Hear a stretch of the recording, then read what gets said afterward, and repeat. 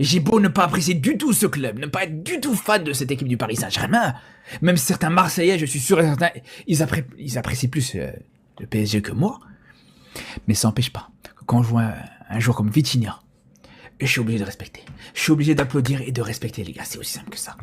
Ce joueur est monumental. Le niveau qu'il montre depuis 3 saisons, c'est exceptionnel. Alors, ça sert à rien de revenir dans la comparaison Pedri-Vitinha, c'est 2 styles différents, c'est 2 joueurs différents, mais 2 joueurs qui sont très bons aujourd'hui, peut-être les 2 meilleurs à leur poste actuellement. On va pas rentrer dans cette comparaison. Mais ce qui est clair et net là, les gars, on peut le dire, bien sûr que les 2 s'assoient à la même table. Les 2 sont dans la comparaison, les 2 sont vraiment dans un niveau stratosphérique. Stratosphérique. Et aujourd'hui, quand on voit le match de Vitinha, je vais vous donner une phrase très simple. Pour moi aujourd'hui, les gars, le PSG perd le match, mais Vitinha gagne le match. C'est comme ça que je vois les choses, les frères. C'est comme ça que je vois les choses. Je vous explique très simplement ma lecture du match.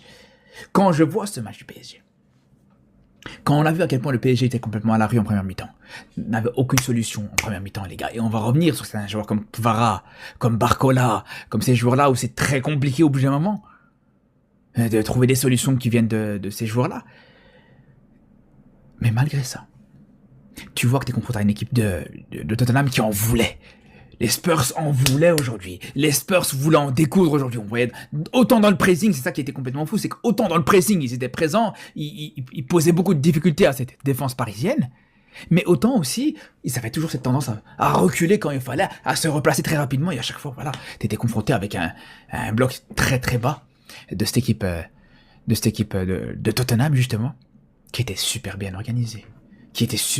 Ça ressortait encore plus parce qu'ils étaient en jaune fluo. T'as vraiment l'impression que c'était un mur.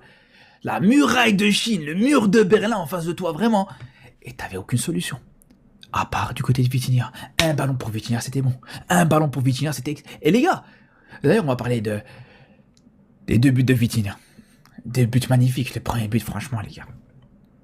Voilà, je vous dis les gars, je suis pas du tout fan du PSG, je vois le but de Vitinha, je me suis levé, j'ai commencé à applaudir les gars, qu'est-ce que vous voulez faire de plus? Magnifique la frappe qu'il met, qui part sur la barre, qui rentre juste derrière.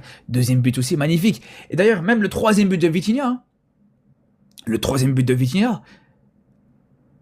il vient d'une frappe, encore une fois, de Vitinha, qui oblige Romero à faire un arrêt où il y a penalty indiscutable. Je comprends même pas comment Romero peut discuter le fait qu'il fasse un arrêt dans la surface et que je lui derrière, il te discute rien à discuter là-dessus.